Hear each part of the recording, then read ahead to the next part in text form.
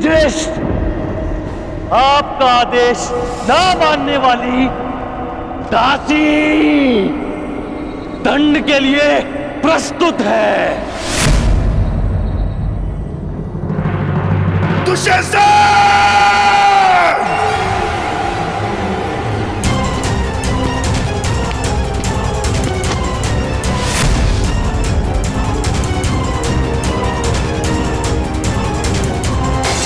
दुशासन! मैं पांडुपुत्र भीम ये प्रतिज्ञा लेता हूं कि जिन हाथों से तुमने द्रौपदी को स्पर्श किया है, मैं उन्हीं हाथों को धड़ से उखाड़कर फेंक दूंगा।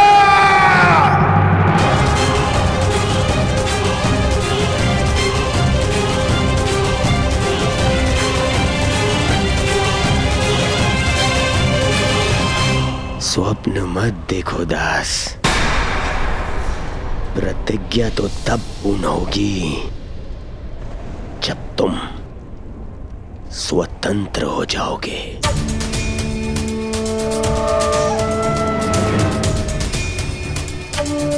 अनुज दुशासन,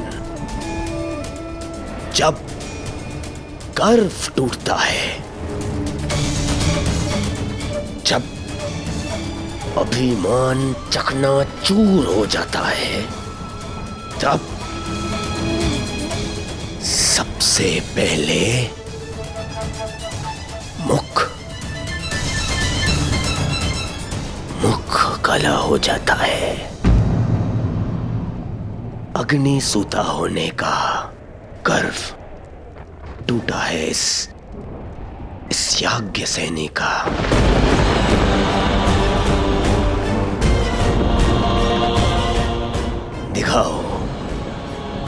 दिखाओ इस दासी द्रौपदी का मुख।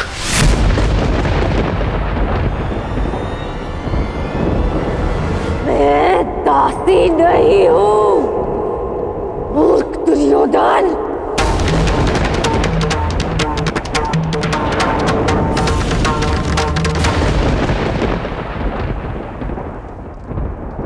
मैं साम्राज्ञी हूं। तुम्हारी चौसर पर पड़ा कोई मेरू नहीं, जिसे जब जी चाहे उठाकर फेंक दोगे।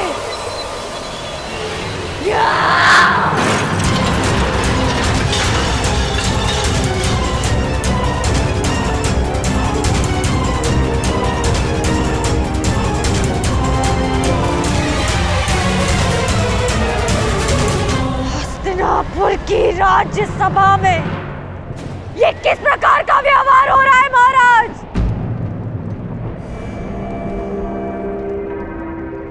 मैं कुरुवंश की कुलवधू हूं, आपके अनुज की पुत्रवधू हूं, कुरु राष्ट्र की प्रतिष्ठा हूं। हस्तिनापुर की लक्ष्मी बनकर मैंने इस नगर में प्रवेश किया था महाराज, और आज मुझे यहाँ इस प्रकार इस सभा में लाया जा रहा है। क्यों महाराज? क्या ये भी कुरुवंश की कोई रीति है?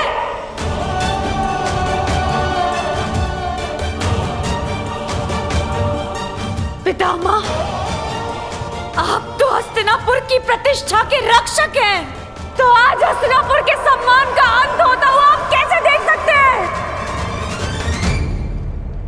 आप तो स्वयं माता गंगा के पुत्र हैं पितामह, वो तो पतित पावनी है। फिर आपके सामने ये पाप होता हुआ आप कैसे देख सकते हैं पितामह?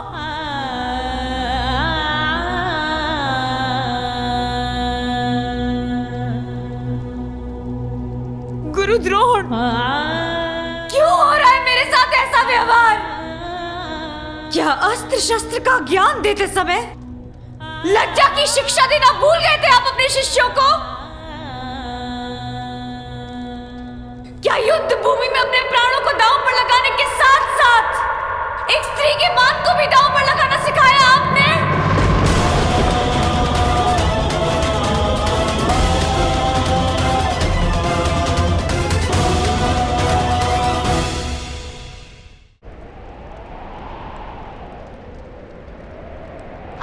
तो नीति के महान ज्ञाता है काका श्री विदुर।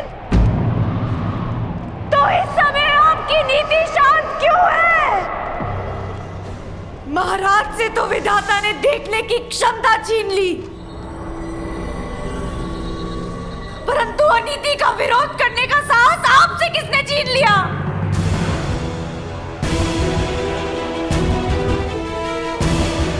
अपनी मन की आंखों से देखिए महाराज, आपके पुत्र किस प्रकार मर्यादा भंग कर रहे हैं। आप मौन कैसे बैठ सकते हैं? एक दासी को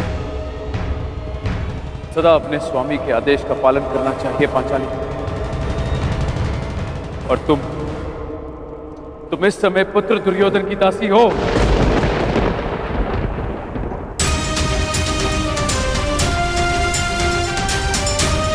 मैं कैसे दासी हो गई? किस प्रकार दासी बन गई मैं? अभी तक धर्मराज युधिष्ठिर ने मेरे प्रश्न का उत्तर दिया ही नहीं।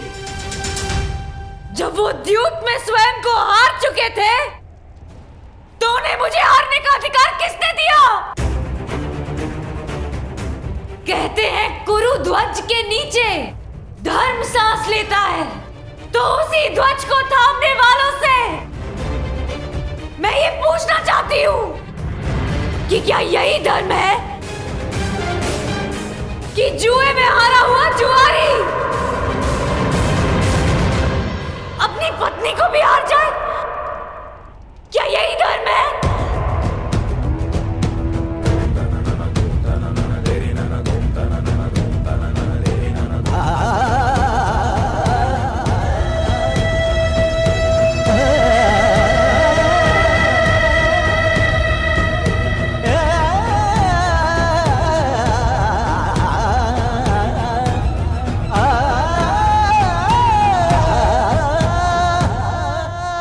आर्यव्रत के महान शूरवीर पांडव,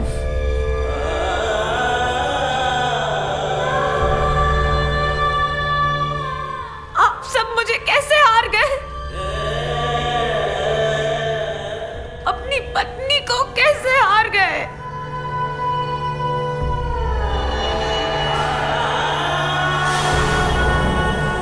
किसकी आज्ञा से? किसकी अनुमति से? किस अधिकार से?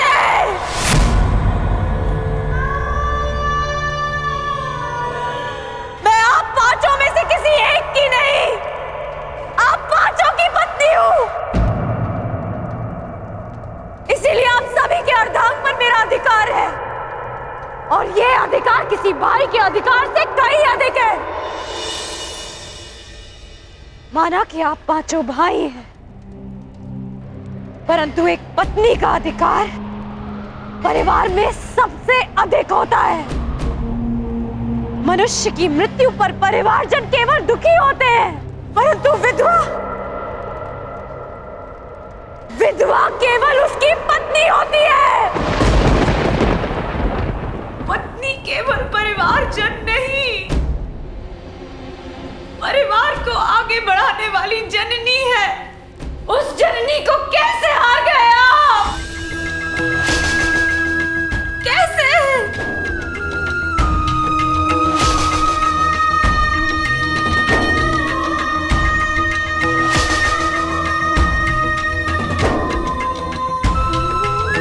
क्या धर्मराज युधिष्ठिर ने आप चारों अनुजों से मुझे दांव पर लगाने की अनुमति ली थी?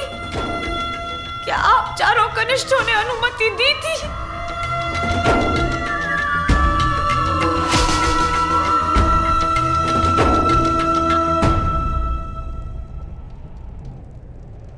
यदि नहीं तो फिर कैसे?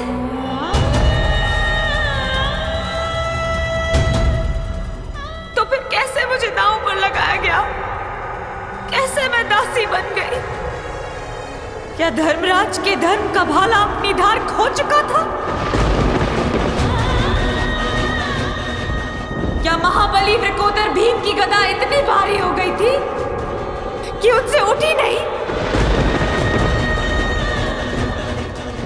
क्या महाधनुर्धार अर्जुन अपना गांडीव चलाना भूल गए थे?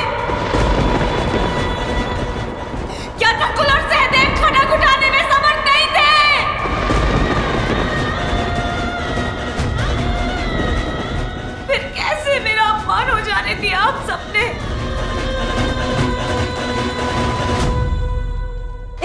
सभा में उपस्थित प्रत्येक मनुष्य से मेरा प्रश्न करने का अधिकार है, परंतु मैं केवल आप सबसे यह प्रश्न करना चाहती हूँ कि जिसके साथ अग्नि को साक्षी मानकर सप्तपदी लिए, क्या उस स्त्री को एक वस्तु समझ लिया आप सबने?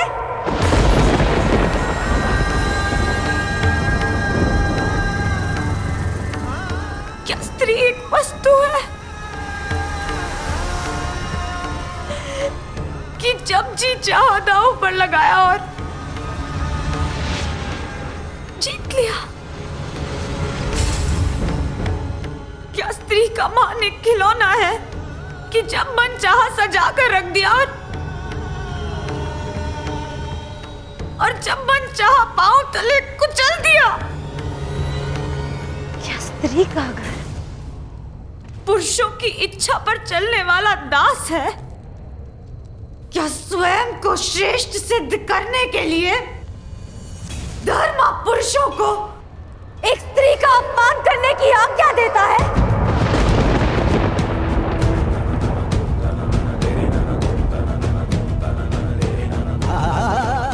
या धन स्वयं ही एक स्त्री के अपमान का कारण है?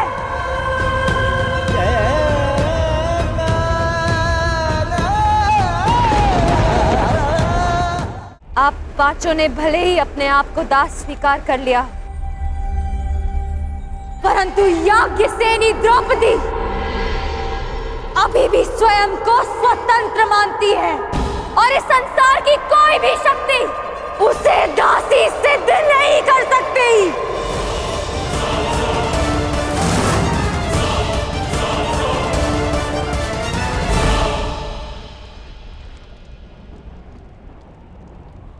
शांत शांत हो जाओ द्रौपदी। सम्मान का प्रश्न तो पुरुषों से पूछा जाता है।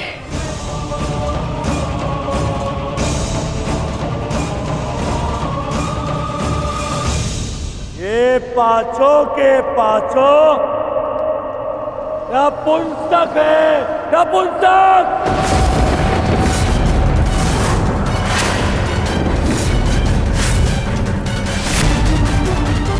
कैसे नपुंसकों को अपना पति बना लिया है।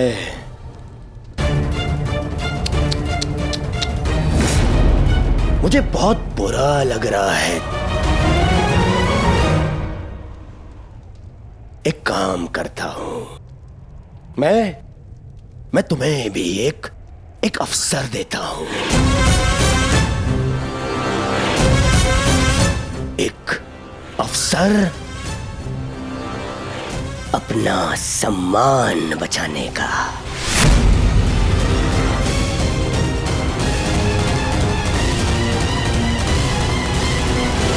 मुझे अपना लो द्रौपदी।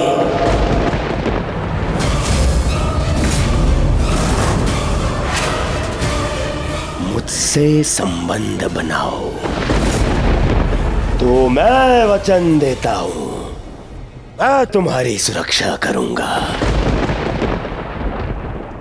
मुझसे संबंध बना लिया तो ना तो कोई तुम्हारे ऊपर आंख उठाकर देखेगा और ना ही मुख उठाकर कोई दासी कहेगा।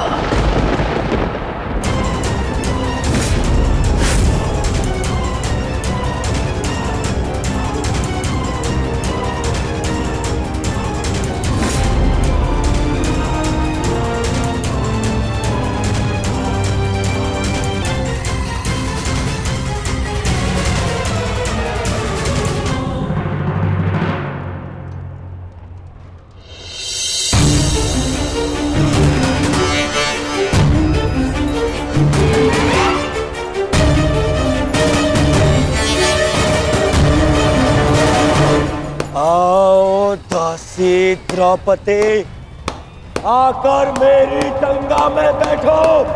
आओ।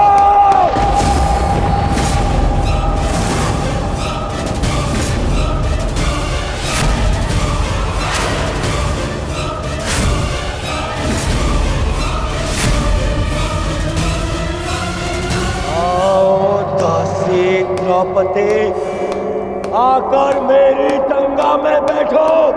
आओ!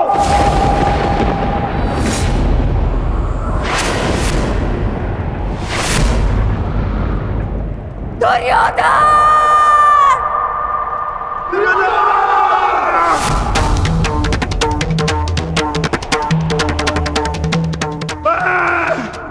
पांडुपुत्र भीम, ये प्रतिज्ञा लेता हूं कि मैं तुम्हें ऐसी मृत्यु दूंगा कि संपूर्ण भूमि सदियों तक कांप उठेगी। मैं तुम्हारी यही जंगा तोड़कर तुम्हारा प्राण ले लूंगा दुर्योधन। ये मेरा प्राण है, ये मेरा प्राण है, ये मेरा प्राण है।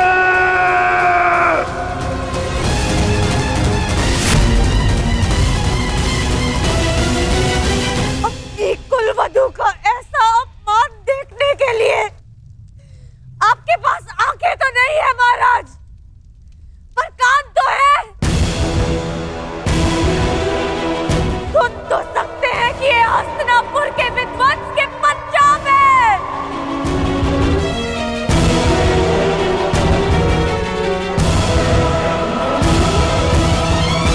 इस समय मैं कुछ नहीं कर सकता पांचाली। तुम दुर्योधन की दासी हो और तुम्हें उसकी आज्ञा का पालन करना होगा।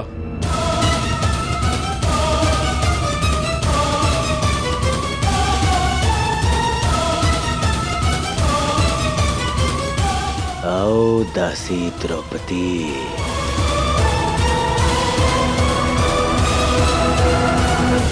अपने स्वामी की आज्ञा का पालन करो। आओ। मैं यज्ञ की अग्नि से जन्मी यज्ञ सेनी हूं दुर्योधन,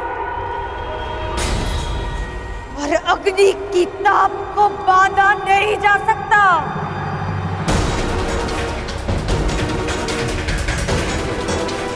मैं दासी नहीं हूं, मैं स्वतंत्र हूं, और मैं अभी इसी क्षण इस राजसभा का तिरस्कार करती हूं।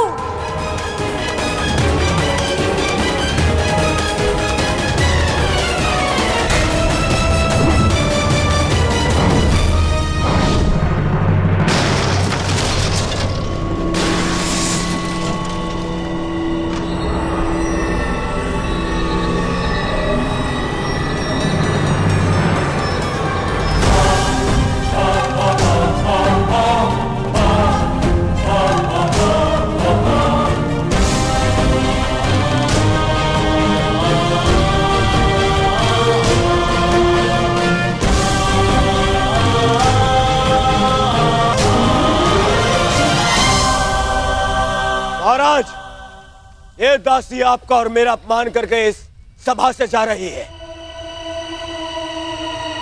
क्या इसे दंड देने का अधिकार है मुझे? द्रौपदी, यदि तुमने दुर्योधन की आज्ञा नहीं मानी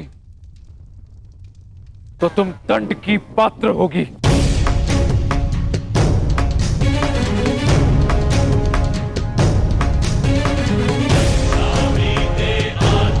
अभी मुझ पे यज्ञ की अग्नि का अधिकार,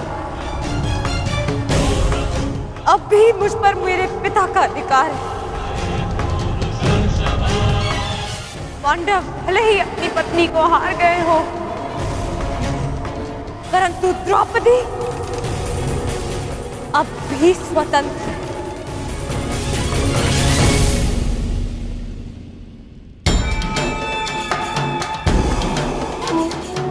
जब तक मन से स्वतंत्रता का मान नहीं जाता, तब तक दासत्व का भान नहीं होता।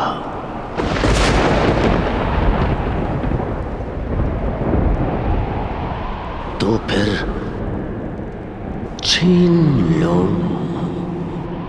आन इसका।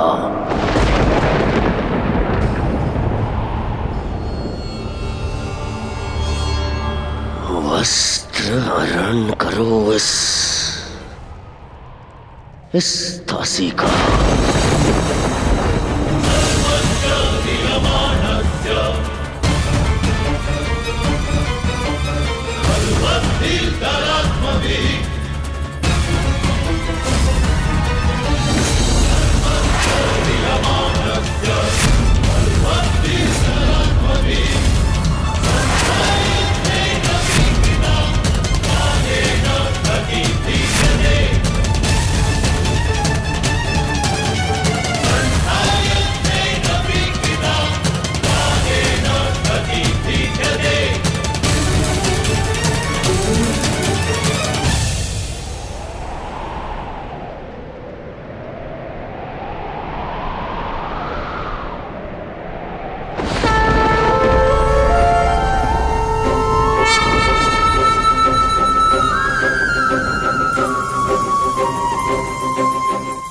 असंभव!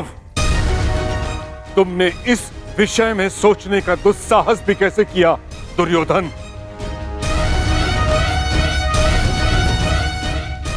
जब मनुष्य पर नाश चाहता है पहले उसका विवेक हार जाता है दुर्योधन। अपने विनाश को आमंत्रण मत दो।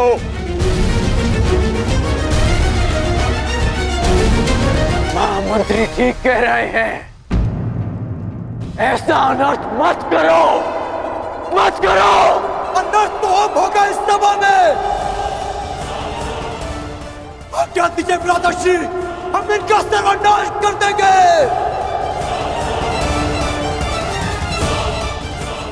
हाँ ज्येष्ठ, गुरुकुल में हुए इस पाप का कलंक मैं अभी यही कौरवों के रक्त से धोऊंगा।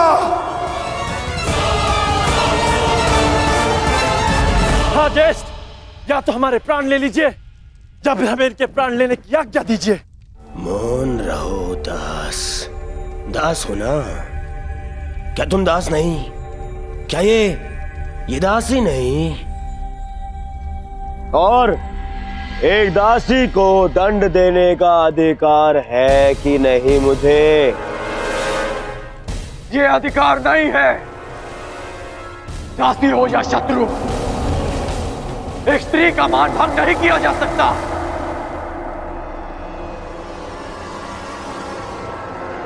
और वो एक कुलवधू है।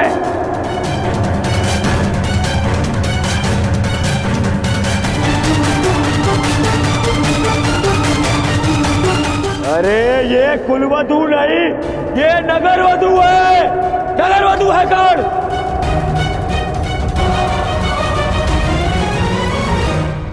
तुम बताओ कर्ण, जो हर 2 महीने में अपना पति बदले, वो कौन है?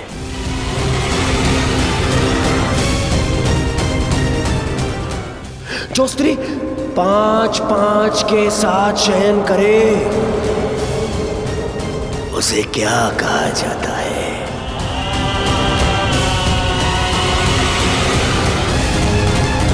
बताओ कर्ण। शब्दकोश में 5-5 पुरुषों के साथ में संसर्ग करने वाली स्त्री को क्या कहते हैं?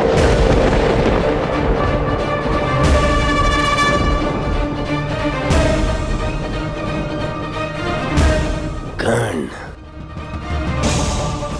तुम्हें अपने गुरु परशुराम की सौगंध,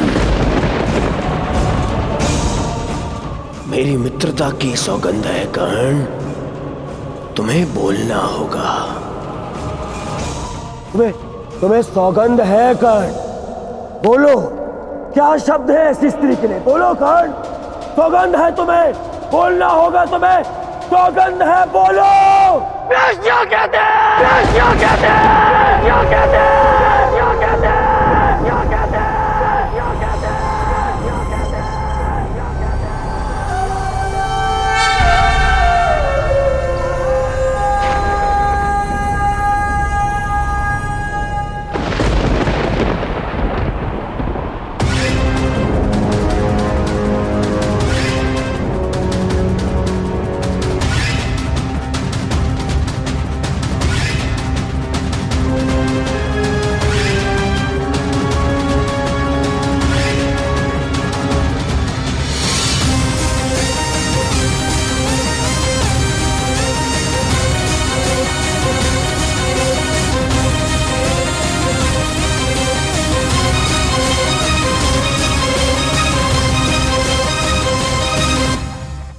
वेश्या अकेले में वस्त्र उतारे या सबके सामने, कोई अंतर नहीं। उससे उसका मान भंग नहीं होता, अपितु दर्शकों को आनंद मिलता है। दुर्योधन, इसे क्षण बंद करो। ये सब अपने विनाश को आमंत्रण मत दो दुर्योधन। दुर्योधन, ऐसा प्रतीत होता है कि इस समय तुम्हें वस्त्र हरण करने का विचार त्याग देना चाहिए, क्योंकि यदि इस समय वस्त्र हरण किया तो इस सभा में बैठे महापुरुष अपने वचनों को तोड़कर हमारे प्राण भी हर सकते हैं। इस दासी के वस्त्र हरण से पूर्व तुम्हें इन वीरों का शस्त्र हरण कर लेना चाहिए। ठीक है मामा श्री।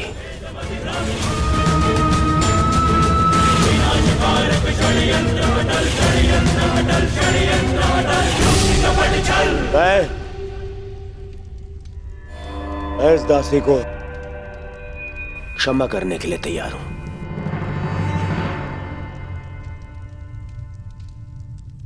परंतु एक स्थिति में कि यहां बैठे सभी स्वतंत्र वीर मेरे समक्ष अपनी सेवा स्वीकार करेंगे।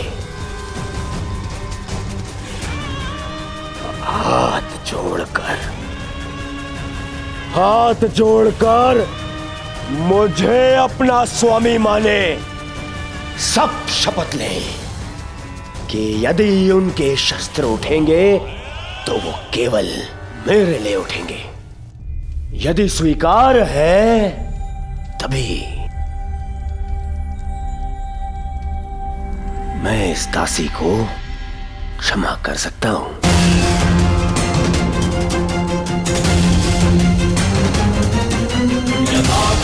मुझे स्वीकार है कि हमारे शस्त्र केवल तुम्हारे लिए ही उठेंगे। हम शपथ लेते हैं, हम तुम्हारा पक्ष और सेवा कभी नहीं छोड़ेंगे। बधाई हो! दासी द्रौपदी को मेरे होने वाले सम्राट दुर्योधन ने क्षमा कर दिया, परंतु केवल एक अपराध के लिए। दुर्योधन, अगले अपराध पर तुम इसके साथ कुछ भी कर सकते हो, कोई कुछ नहीं कह पाएगा। दासी द्रौपदी को और एक अपराध के लिए उकसाओ दुर्योधन, उकसाओ, ताकि मेरी प्रतिज्ञा और तुम्हारा प्रतिशोध दोनों पूर्ण हो जाए। हैं? अधर्म ने धर्म के पथ पर चलने के सभी अवसर ठुकरा दिए और धर्म का ध्वज थामने वाले मुख बैठे। सृष्टि को अधर्मियों के पाप ने इतनी हानि नहीं पहुंचाई जितना धर्मियों के मौन ने।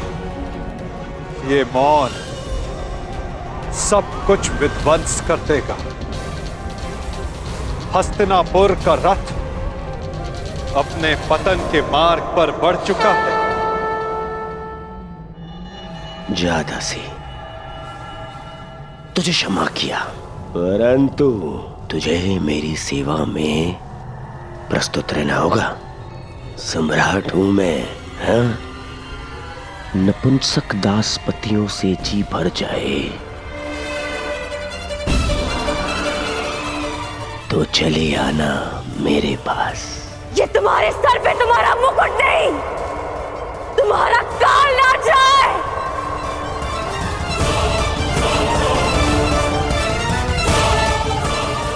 नीच! बस बहुत हो गया। एक बार क्षमा करने के पश्चात भी इस दासी ने वो दंडता दिखाई है। अब मैं इसे क्षमा नहीं कर सकता।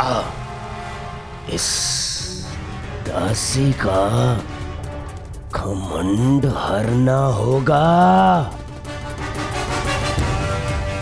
आगे बढ़ो दुशासन और वस्त्र हरण करो इस दासी द्रौपदी का।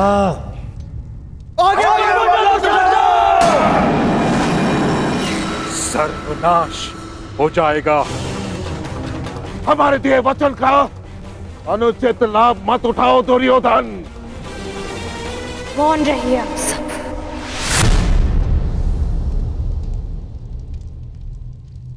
क्योंकि आप सब में से किसी में वो क्षमता ही नहीं है। अरे बंधे रहिए अपने अपने धर्म के खूंटे से।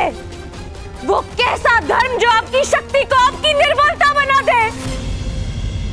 मुझे ऐसे धर्म से अपना मान बचाने की कोई आशा नहीं। जिन्हें बड़ा माना वो सब तो अपने अपने धर्म से बंधे। जिन्हें पति स्वीकार किया खुदास बन गए। आप सब मेरा रक्षण नहीं कर पाएंगे और मेरी सहायता वो ही करेगा जो सबसे बड़ा है और ये सारा संसार जिसका दास है।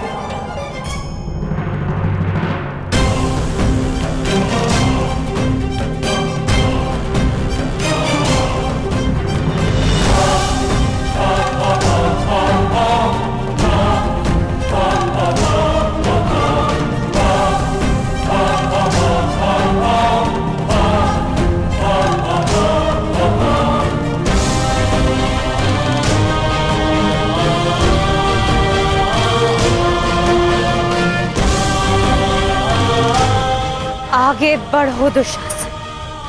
आज परीक्षा तुम्हारे बाहुबल की नहीं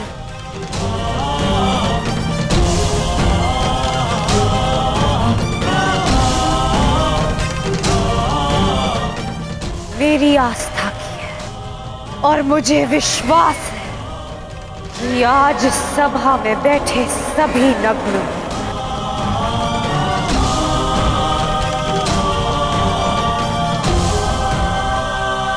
और द्रौपदी की रक्षा करने आप स्वयं आएंगे गोविंद।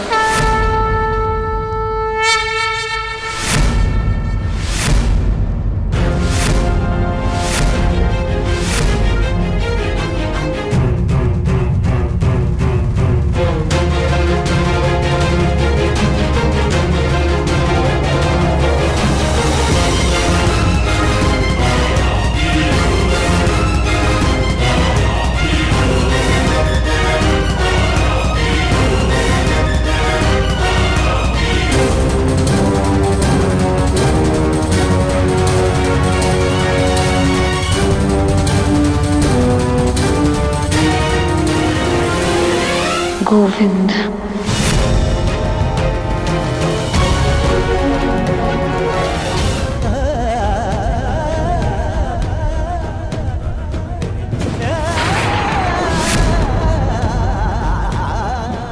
गोविंद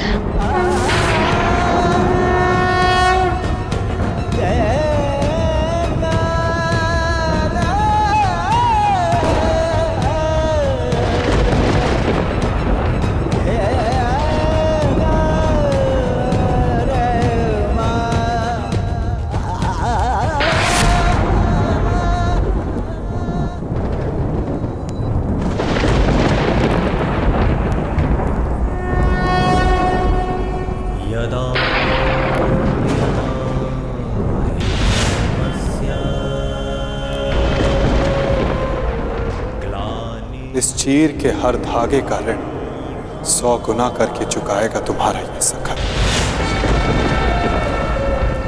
अभ्युत्थानम् अधर्मस्य तदात्मानं सृजाम्यहम्।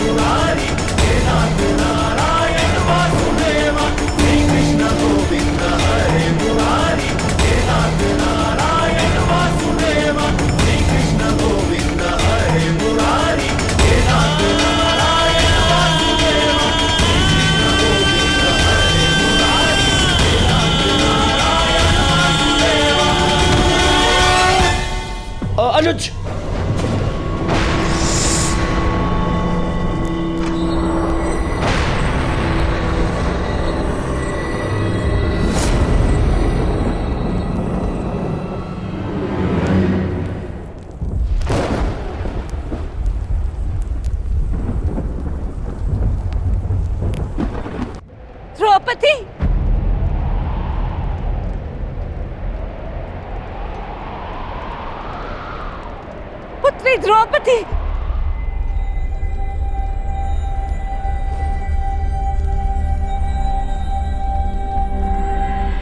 ये क्या अनर्थ हो रहा है सभा में?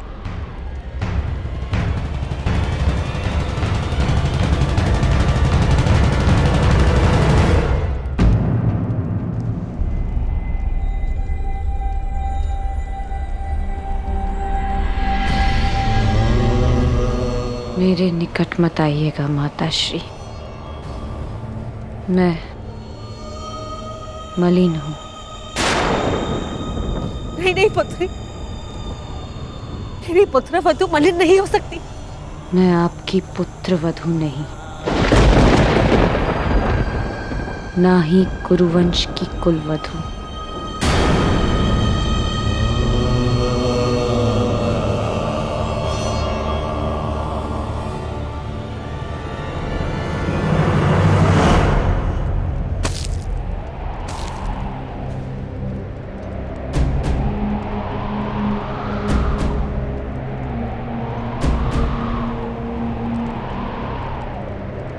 और ना ही आपके पुत्रों की पत्नी।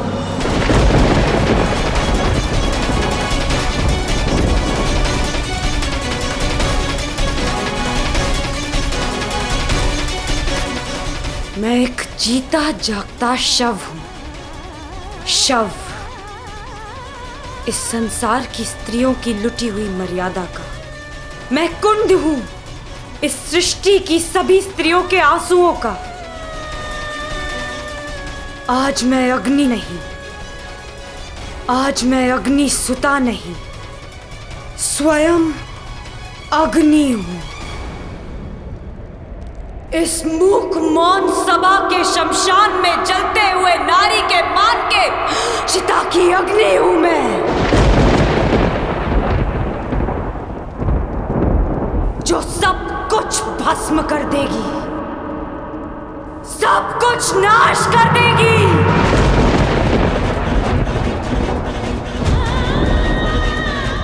मैं जीव नहीं, साक्षात मृत्यु हूं, केवल मृत्यु। इस सभा में उपस्थित प्रत्येक अधर्मी की केवल मृत्यु।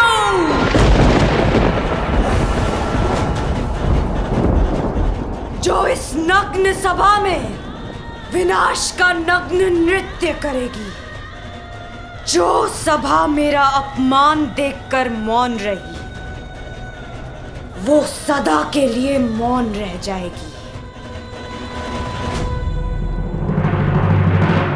मुझसे हरण किए गए वस्त्र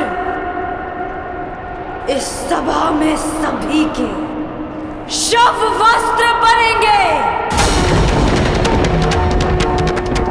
जिसने मेरे अपमान पर अट्टहास किया, उन सब की मृत्यु पर ऐसा विलाप होगा कि संसार युगों तक स्मरण रखेगा।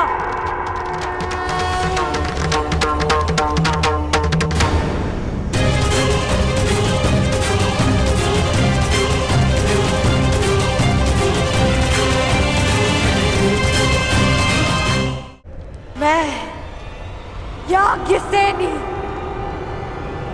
श्राप देती हूँ इस सभा को। नहीं पुत्री, इन्हें श्राप मत दो। अपनी ज्येष्ठ माता की बात सुन लो। क्यों सुनूं मैं किसी की?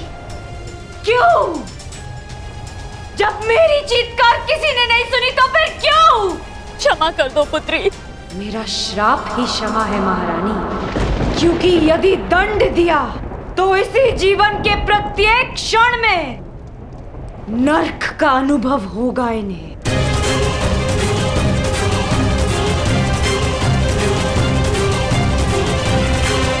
ठीक कहा पुत्री पांचाली।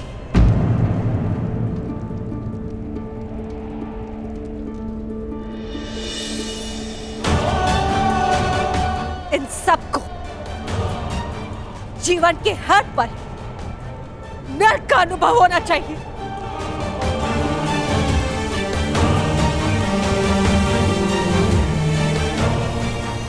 हस्तिनापुर के रक्षकों के मध्य हस्तिनापुर के आचार्यों के रहते, संसार के सबसे बड़ी नीतिवानों के मध्य यह नाट कैसे हुआ? मैं आपसे पूछती महामंत्री, हस्तिनापुर में अंधे युग का प्रारंभ कैसे हुआ? क्यों नहीं आपने इच्छा मृत्यु मांग ली ताश्री? और आपने क्यों नहीं अपने ही वाणों से अपने हृदय को भेद लिया द्रोणाचार्य?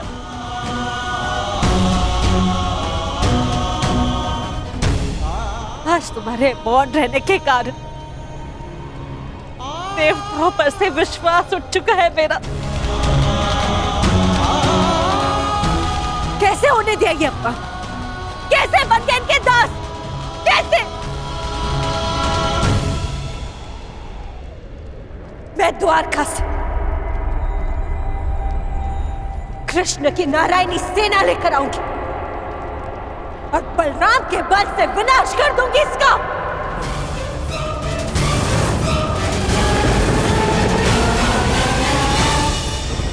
सुन रहे हैं आप महाराज? सुनाई तो दे रही है ना आपको? हस्तिनापुर की ओर बढ़ रही इस विनाश के पश्चात अपने आंखों पर पट्टी बांधते समय मैंने ये नहीं सोचा था कि एक दिन ऐसा भी आएगा, आप अपने मन की आंखों पर पट्टी बांध लेंगे। अगर थोड़ी सी भी लज्जा शेष है आप में तो कुछ कीजिए, इस ज्वालामुखी को फटने से रोक लीजिए महाराज। आज निश्चित रूप से ही हस्तिनापुर लज्जित हुआ है।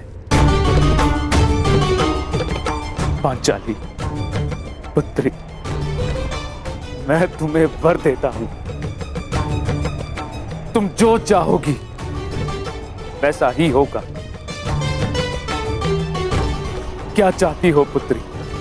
मांगो, मेरा वचन है तुम्हें। एक स्त्री के लिए उसका मान सबसे बड़ा होता है, और इस सभा में पहले उससे उसका सब कुछ छीन लिया और अभी प्रस्ताव रख रहे हैं कि जो वर मांगोगी मांग लो। अब मैं मांगूंगी नहीं, दूंगी, श्राप दूंगी। मैं याज्ञसेनी इस गुरुकुल को श्राप देती हूँ कि क्षमा करो, मेरे मूर्ख पुत्रों को श्राप देकर उनका त्राण मत करो। तुम्हें जो चाहिए वो मांगो, परंतु श्राप मत दो। मुझसे जो छीना गया वो मुझे कोई नहीं लौटा सकता, परंतु इस अधर्मी खेल में मेरे पतियों से जो छीना गया वो उन्हें लौटा दीजिए।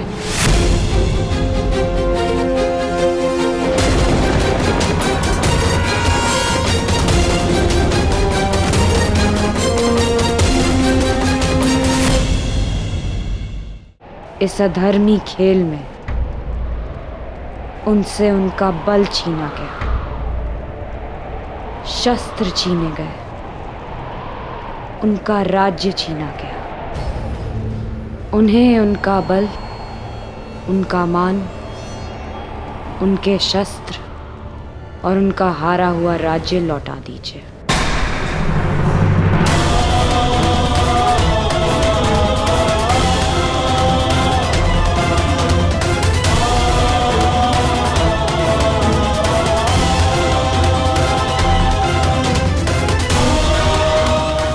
वाह,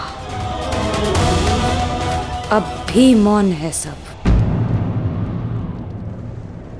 और आप कह रहे थे दिया, जो तुमने मांगा दिया। पांडवों का राज्य, संपत्ति, शस्त्र और बल मैं सब लौटाता हूं।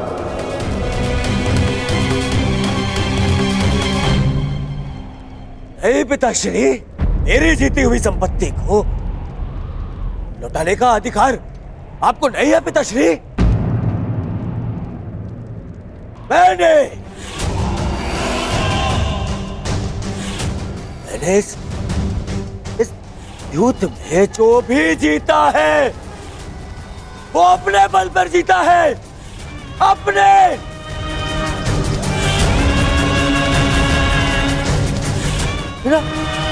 बिना छल के जीता है, बिना युधिष्ठिर को विवश किए जीता है, बिना धर्म किए जीता है। फिर क्यों मैं इसे लौटा दूं? क्यों?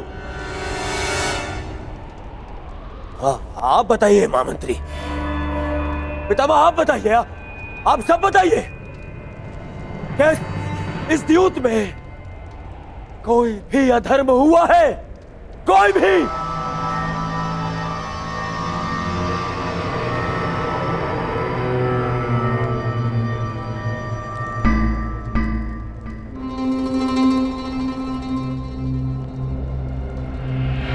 फिर से मौन हो गए सब। अधर्म सामने खड़ा होके पूछ रहा है कि उसने क्या अधर्म किया, और सब फिर से मौन। इस सभा में इतना सब कुछ हो जाने के बाद भी आप सब मौन है।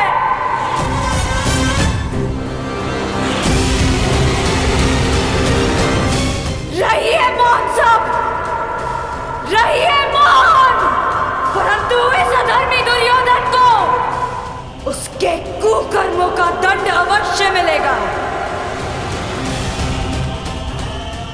और उससे पहले इस सभा में उपस्थित वो हर व्यक्ति जिसने मौन रहकर ये अधर्म होते हुए देखा, उन्हें उनके मौन रहने का दंड मिलेगा।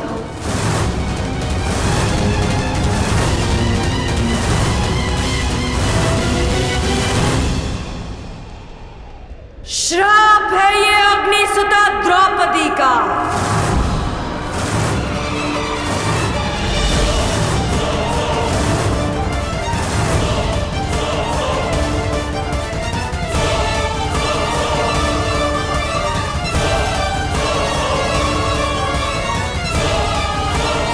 हमें उपस्थित वो हर व्यक्ति जिसने मौन रहकर ये अधर्म होते हुए देखा, उन्हें उनके मौन रहने का दंड मिलेगा। श्राप है ये अग्निसुता द्रौपदी का।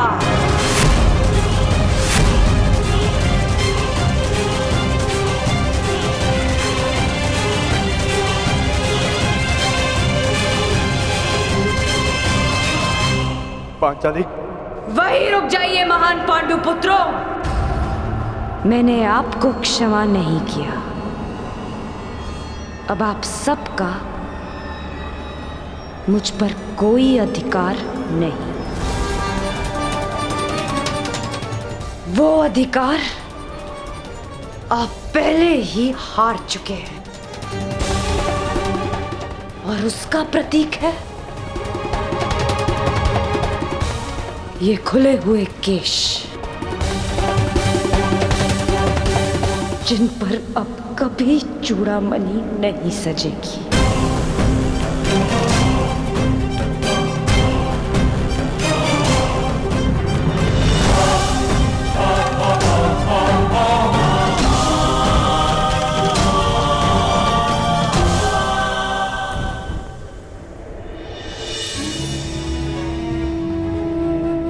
अपना जीवन दांव पर लगाकर स्त्री संतान को जन्म देती है।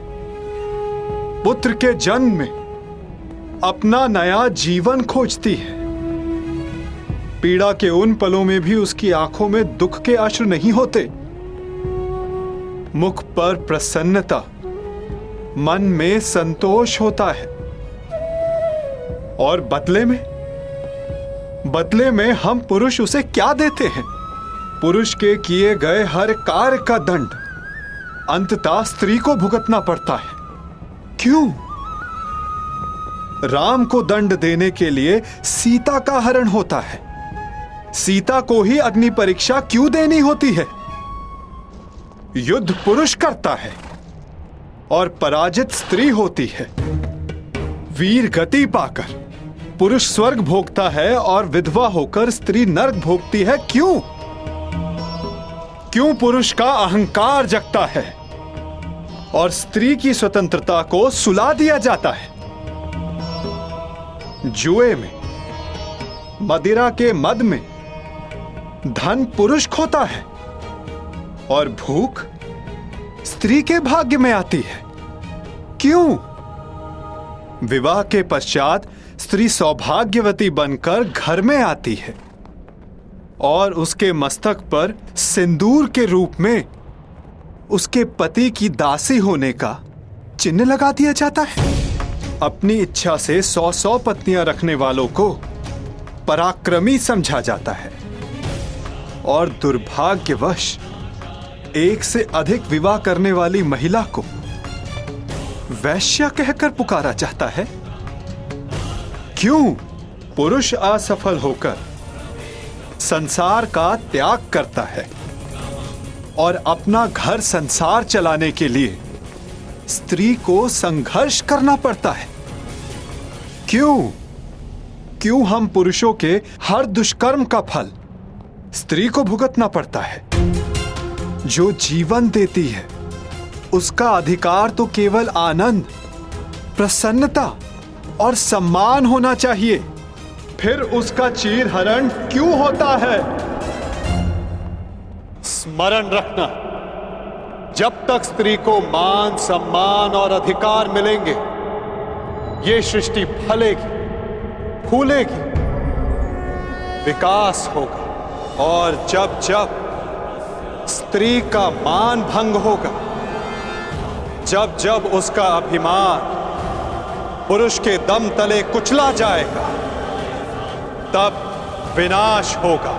हर बार एक नए रूप में एक महासंग्राम होगा, एक महाभारत होगा। भारत होगा।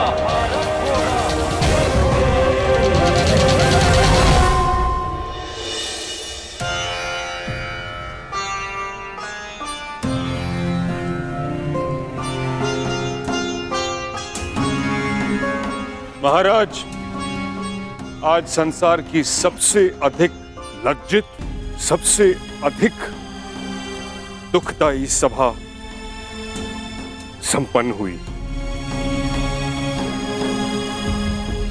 अब आज्ञा दीजिए। नहीं है आज्ञा।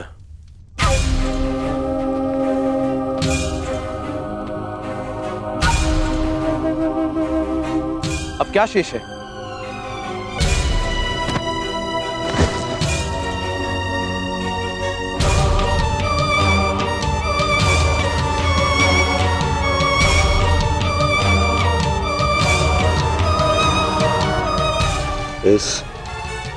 इस सभा को अभी अपने महाराज का पिंडदान देखना शेष है।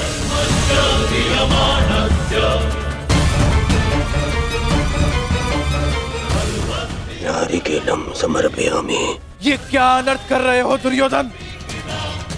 अपने पिता का तर्पण कर रहे हो मेरे जीते जी। हाँ, आपका पिंडदान कर रहा हूं।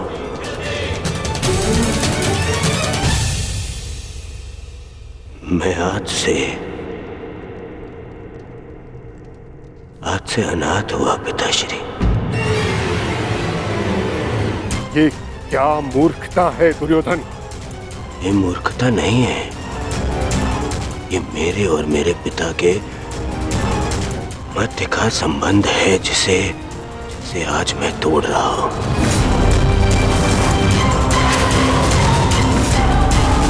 और आप इस संबंध से जुड़े हुए नहीं हैं, इसीलिए मौन रहिए पितामह। क्योंकि आज जो मेरे साथ हुआ उससे यही प्रतीत होता है कि मैं मैं पिता विहीन हूं। एक पिता अपने संतान के लिए जीता है।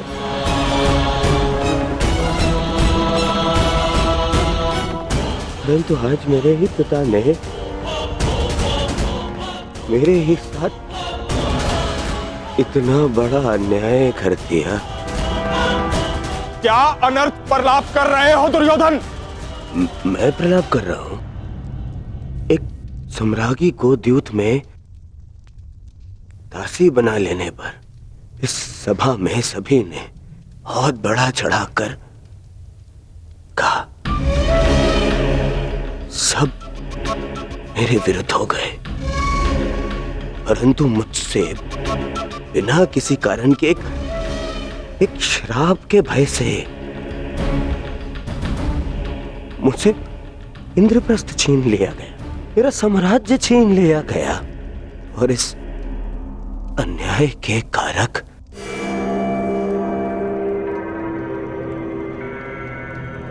आप हैं पिता महाराज। पहले पितामह के कारण हस्तिनापुर का विभाजन होने दिया आपने, और आज एक श्राप के भय से मेरा जीता हुआ साम्राज्य छीन लिया। महामंत्री, वेदों के ज्ञाता, महाज्ञानी, मंत्र पढ़ी। मैं आज अभी इसी क्षण अपने पिता का श्राद्ध करूंगा।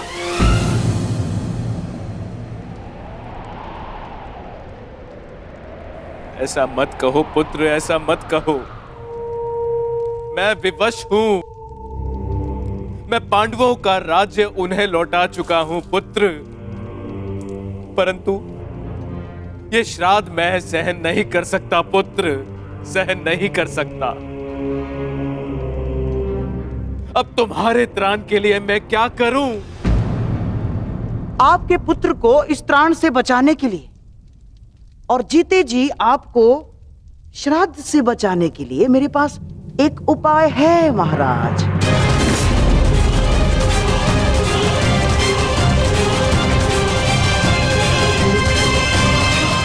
कि द्वार क्यों बंद हो रहा है? क्या मूर्ख कौरव इसी क्षण युद्ध चाहते हैं? प्रणिपात श्रीमान, महाराज ने आपको स्मरण किया है और लौटने के लिए निवेदन भी किया है। कह दो उनसे हम नहीं आएंगे। अब ना हमें उनका निमंत्रण स्वीकार है और ना ही निवेदन। ये निवेदन नहीं है अनुज। यदि ये निवेदन होता तो द्वार इस प्रकार बंद नहीं होता। ये आदेश है। तुम्हें आदेश और ये द्वार दोनों तोड़ दूंगा। हम लौटेंगे तो बस युद्ध के लिए। नहीं अनुज भीम, नहीं। ताश्री हमारे बड़े हैं। यदि उन्होंने आज्ञा दी है तो हमें जाना होगा। ये आज्ञा नहीं है भ्राताश्री, जाल है और हमें इसमें नहीं फंसना है। पांचाली यहां से जा चुकी है, व्यथित है, हमें उसे संभालना है। हमें इंद्रप्रस्थ जाना होगा भ्राताश्री। ये जाल है तो भी हमें धर्म के कारण जाना होगा।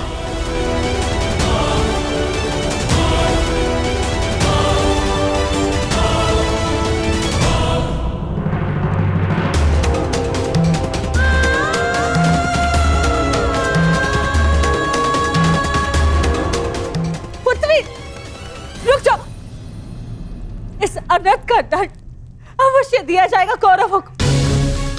यदि मन में क्लेश हो तो मुझसे बात करो, तुम्हारा मन हल्का हो जाएगा, परंतु इस तरह स्वयं को मत जलाओ।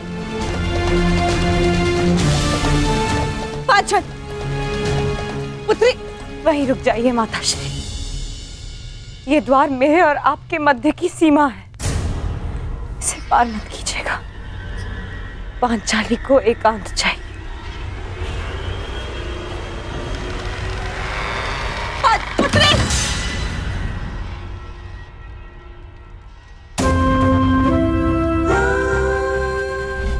युधिष्ठिर, आपका आदेश ना मानने वाली दासी।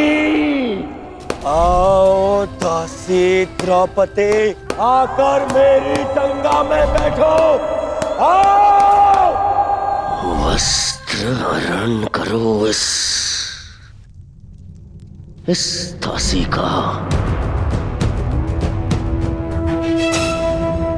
जो हर 2 महीने में अपना पति बदले, जो स्त्री 5-5 के साथ शयन करे, उसे क्या कहा जाता है? बताओ कर्ण। शब्दकोश में 5-5 पुरुषों के साथ में संसर्ग करने वाली स्त्री को क्या कहते हैं? बोलो। वेश्या कहते हैं, वेश्या कहते हैं, वेश्या कहते हैं, वेश्या कहते हैं, वेश्या कहते हैं, वेश्या कहते हैं, वेश्या कहते हैं। सैनिक, दरवाजा तोड़ दो। पांचाली, ये द्वार द्रौपदी के मन का है बुआ। ये यातना से नहीं खुलेगा, ना ही बल से टूटेगा।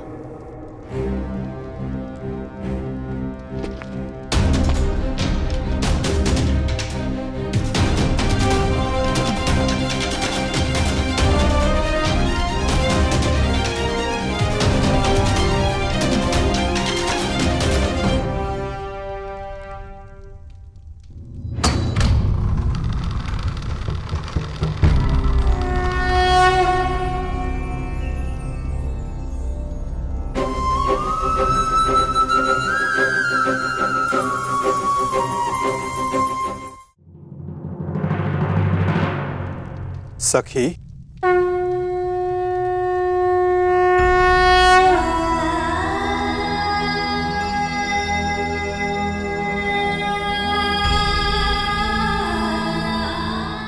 चले जाइए सखा, भीतर मत आइएगा।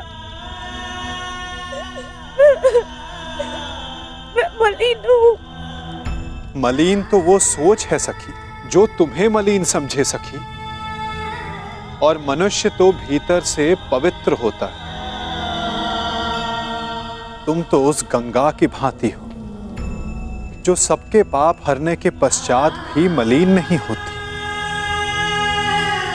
तुम पावनी, पवित्र हो।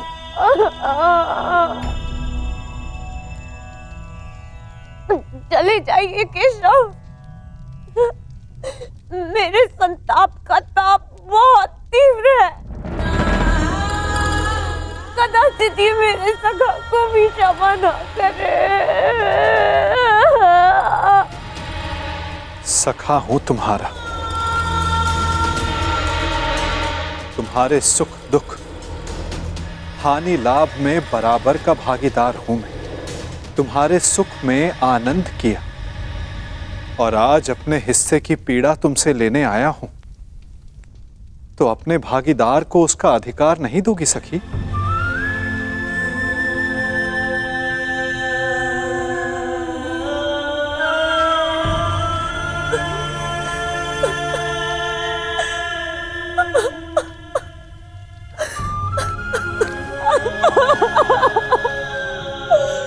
क्यों सखा? मेरे सारे सानस क्यों? नियति ने मुझे ये सम्मान के लिए क्यों चुना सका? क्यों?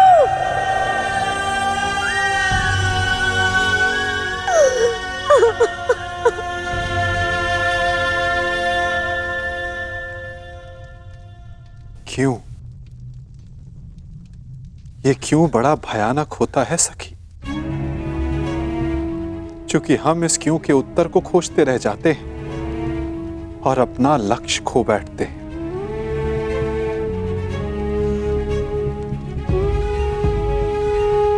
वो बालक जिसने जन्म लेते ही अपने माता पिता को खो दिया, जिसने जन्म की प्रथम रात्रि को मां का आलिंगन नहीं मिला, ज्वार खाती यमुना का आलिंगन मिला, यदि वो बालक नियति से इस क्यों का उत्तर मांगता, तो क्या मथुरा और गोकुल की नियति को बदल पाता? यदि सीता नियति से पूछती कि रावण ने उनका ही अपहरण क्यों किया, तो क्या यह संसार रावण से मुक्त हो पाता?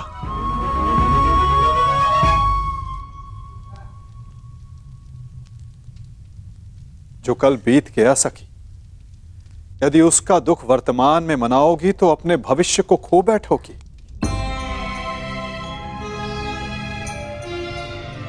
जब अपराध तुमने नहीं किया तो तुम क्यों भीतर से जल रही हो सखी? उन्हें जलने दो जिन्होंने ये पाप किया है। तो मार्ग बताइए सखा, मन में धधकती इस अग्नि को शांत करने का मार्ग दिखाइए केशव। क्षमा कर दो, क्षमा कर दो सखी। मन में प्रतिशोध नहीं, न्याय का विश्वास जगाओ।